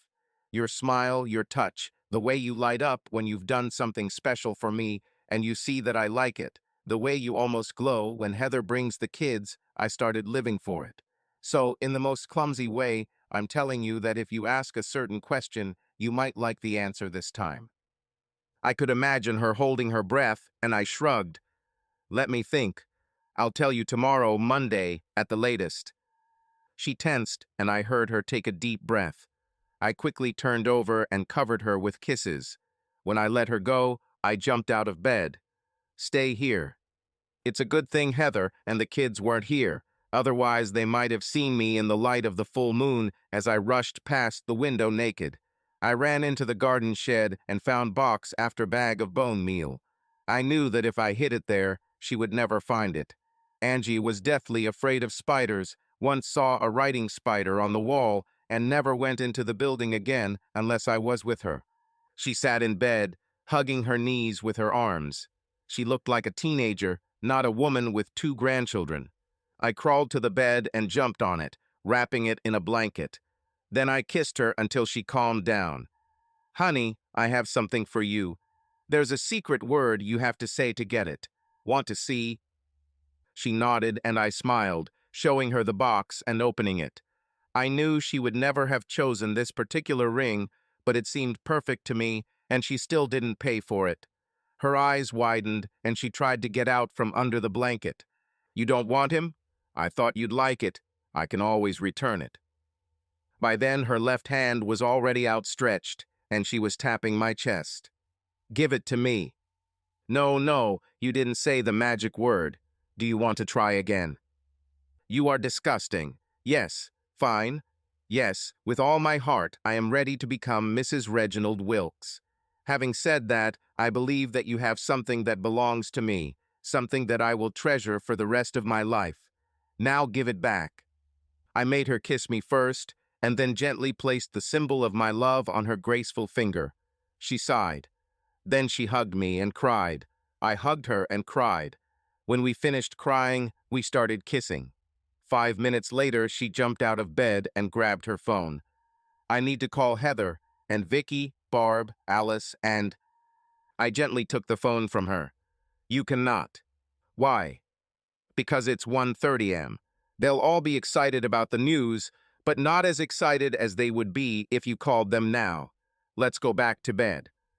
This time she swept me off my feet and into bed. I laughed.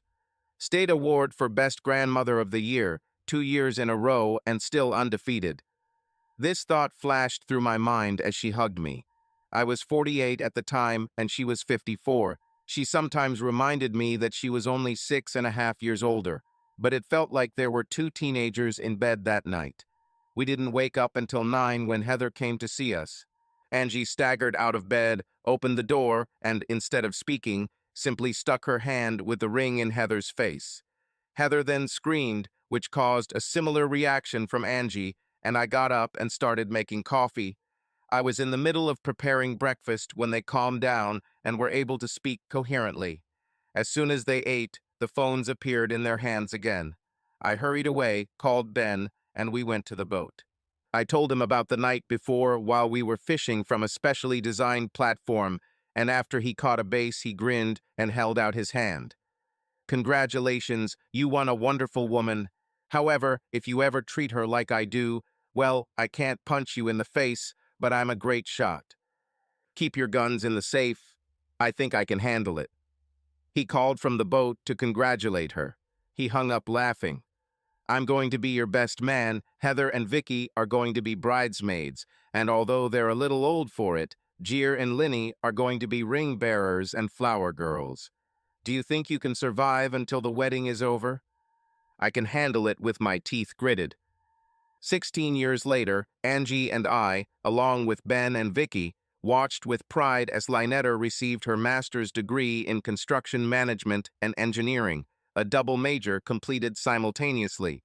Her management thesis was called Building a Box. She used part of her thesis for her speech at the ceremony. She described her journey from the time she was 9 and built her own jewelry box with hinges and a handle. She still keeps it. She then explained how she built a birdhouse, then a doghouse, then a playhouse, several small sheds, and finally designed and built a summer house that she designed in her spare time. It was built for a family. My grandfather Wilkes taught me how to build, guiding me from the box to the bungalow. He taught me that every building is basically a box. They just get bigger and more complex, so you need to build the best box you can. Then my grandfather Ben Bassett SR taught me how to build business relationships, how to always deal fairly and keep your word. And if you do that, you will always be successful, whether you make money or not. I have found this to be true for any relationship as well. You build a strong box and eliminate any weaknesses or shortcomings you find. My grandparents and mother always made sure my box was strong. When I get married and start my life with another person, Rest assured that the box will be built around our love, and there will be no weaknesses in it." It was very touching. So why didn't she thank her father in her speech? He returned a few months after the first family dinner, and it took another month before they started sleeping together again. I made him a foreman because he deserved it, and after a year it seemed like they had overcome their problems. One day he simply disappeared. Without warning, he did not show up for work, packed his belongings into a truck and left. He left a brief note saying he was moving back to California, that he was sorry, and that he would be sending child support. Heather was devastated again. We had to send her and the kids to therapy to deal with the abandonment. Ben and I stepped forward to try to fill the void, and that helped a little. Of course, we hired detectives to find him, and they found him 2 months later. He worked for a construction company as a subcontractor on a large apartment building project and lived with one of his old girlfriends. It turned out she was the reason he wanted to move back to the West Coast. She left and got married when he returned home. It didn't last even a year. They kept in touch via email on an account Heather didn't know about, and when she told him she was single again and really missed him, he left the next day. Heather cried a little and then moved on with her life. She didn't have the luxury of riding off into the sunset, leaving her children behind. She filed for divorce 3 months after he left and served him with the papers at his workplace. There was a clause in the documents about the payment of alimony, but she gave him a way out. Sign a waiver of parental rights and you are free. His new woman was unhappy that he would have to give up so much of his income and pressured him until he signed. 2 years later, Heather was the deputy head of payroll and human resources, where she had to deal with every employee in some capacity. I sent her to study to finish her degree, allowing her to work half a day to attend classes. She returned full-time with alacrity, storming into my office and jumping into my lap. "Why are you so kind to me? I never told you, but my first wife was a selfish woman and lied to me about her ability to have children. She resisted adoption, and after we broke up, it was revealed that she had the procedure done to avoid pregnancy. I was doomed to be a dead end, biologically, to die unloved and unattached, and then I met Angie. I knew we could never have children, but her love was more important to me. Then you showed up and gave me a second chance. You and the kids were in my heart from the first day off, and my feelings only grew stronger. Heather, you are the closest thing to a daughter I have ever had, which is why I decided to adopt you. Not in a legal sense, you're too old for that, but in an emotional sense. And as my daughter, that automatically makes you my heir. That's why I insisted on you getting your degree. When I retire, my share of the business will pass to you. I've spoken to Sarah and David about this, and they think it's a good idea to keep the business in the family. The paperwork is ready, and all you have to do is accept the challenge when I leave." She got so emotional that I had to call Angie to calm her down. She stroked her until she stopped sobbing and smiling. "You really didn't see this coming? You were his pride and joy from the very beginning. Almost no one had any idea about this. Almost everyone will be very happy for you." Then David's son came over to fill out the insurance paperwork and met Heather. Sparks flew, and 15 months later, I had the honor of walking her down the aisle. Talk about keeping the business in the family. Sarah was David's sister, and her son was a military man, so Heather and David Jr. J inherited everything. By then, they were in their 30s, and to no one's surprise, they had a son, whom they named David Reginald. Heather warned us, "You have older children almost all the time. Let me be with this." It was really difficult, but we stuck it out. Jeremiah followed in Benny's footsteps, working summers and between studies at the company while both grandfathers mentored him. Lynetta did the same at my company. She even worked with construction crews for 2 summers before moving into the office to learn from her mother and Sarah. Jeremiah completed his business degree, and after 2 years it became clear that he would be running the family business within a few years. His grandfathers couldn't wait. By the time Lynette received her degrees, Angie was 70 and I was 64. Angie had retired 3 years earlier, and this would be my last year before Heather took over. We planned to stay active, travel, and watch the next generation. Jeremiah was already married, had a little son, and a second one was on the way. Lynette wasn't ready to settle down yet, but we knew it was a matter of time before someone saw her worth and won her love. 14 years after his passing, we received notice that Benny Jr. had died in a construction accident. He was attempting to unload a full 14 by 4.5-foot stack of drywall, 32 sheets, using an electric hoist. Safety regulations required the use of 2 winches at the same time with the presence of an observer, but he was in a hurry. As the weight rose 9 feet into the air, the weight shifted and everything collapsed on top of it. According to the incident report, he was crushed on impact. We didn't receive notice until 3 weeks after the funeral, when the state was sorting through paperwork to find next of kin. It turned out that his new wife left 3 years ago, leaving him with 2 daughters to look after. The mother could not be found, and California wanted to know what to do with them. Ben, Vicky, Angie, and I all immediately flew out there. The kids were both girls, one 11 and the other 9, and they were the rudest, most disrespectful kids I've ever met. The older one snapped at us. "If you are our grandparents, why have we never seen you, huh? Because until a few days ago, we didn't know about your existence. If you did, you would know a lot more about us now. I'm not going anywhere with you." Angie and Vicky were in tears, so I took the lead. "If they don't find your mother, you may have no choice. Whether it's about rich grandparents taking you in or leaving you in foster care and paying for your upbringing, the state will think about itself. I suggest you, if you have nothing important that is keeping you here, if they don't find your mother, come with us and see how we are doing. Think about it." The older one looked defiant, but the younger one was just scared, so I turned to her. "What about you, princess? New clothes, a big house, an older brother and sister who will look after you if needed and tell you that I can be a great-grandfather. I have recommendations if you're interested." Ben chimed in, saying that we sometimes compete to see who spoils the grandkids the most, and then we walked away and let the women talk to them.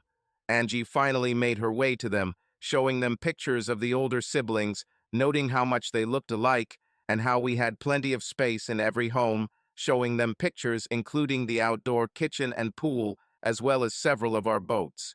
Ben and Vicky bought themselves a lightweight pleasure boat as a retirement gift, but we were still using the larger boat, our third, when everyone wanted to go for a spin. The house that Vicky chose was in the village and had a small plot.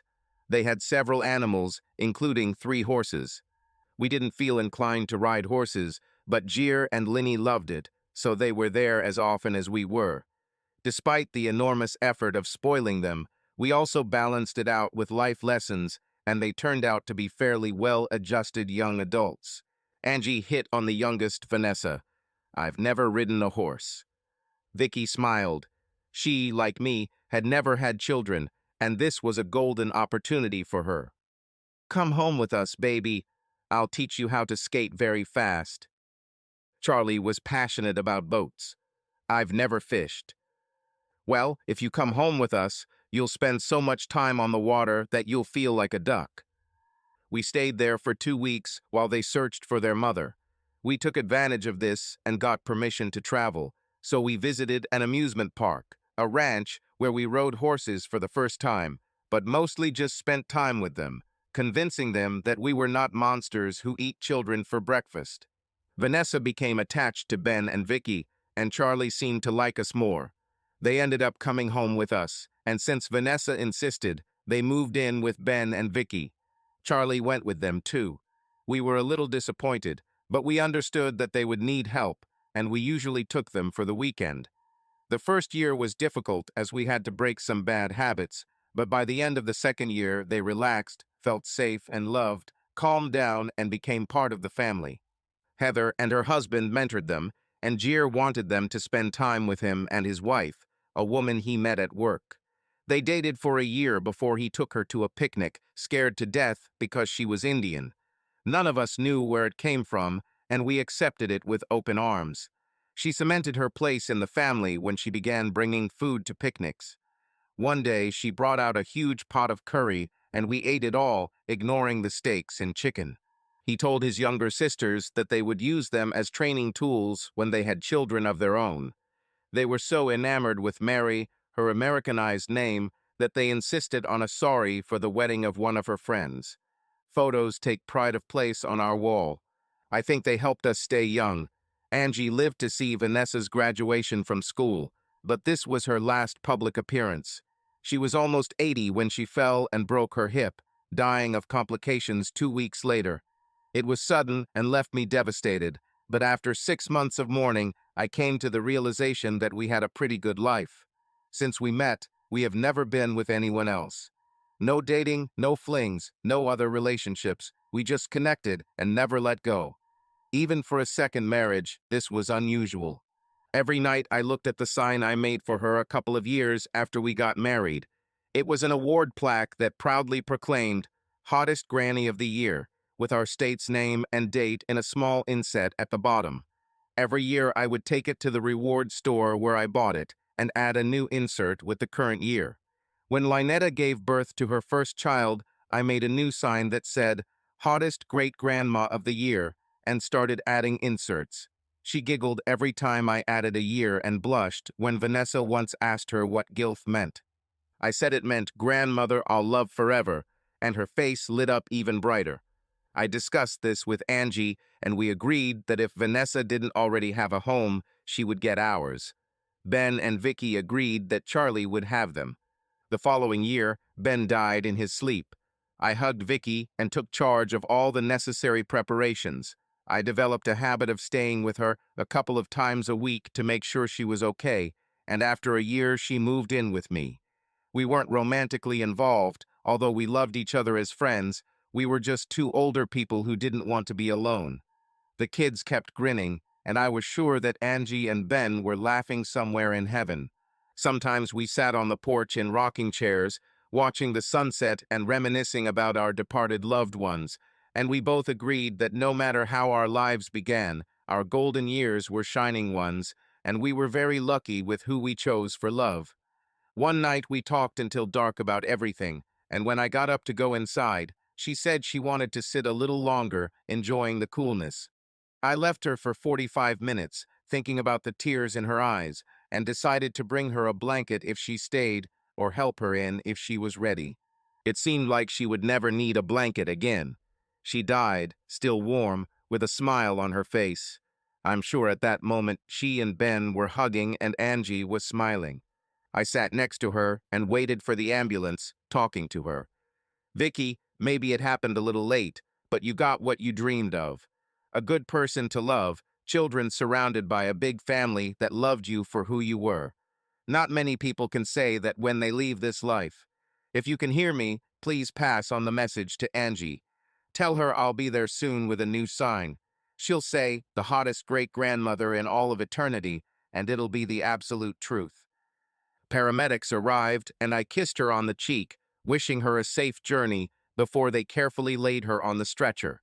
Sighing, I started making calls, knowing that the house would soon be full of people. I thought about the girls who stopped calling her grandma after less than a year and started calling her mom. She told us that it was the second most important moment in her life, after her wedding to Ben. They will be devastated, and we will have to be strong for them. To be honest, I didn't know how much strength I had left. I looked at the stars and smiled. Soon, darling, soon. Subscribe to our channel so that your love doesn't cheat on you, and go ahead and listen to the next story, because this story is nothing compared to the next one. If you're under 18, don't even think click to the next one.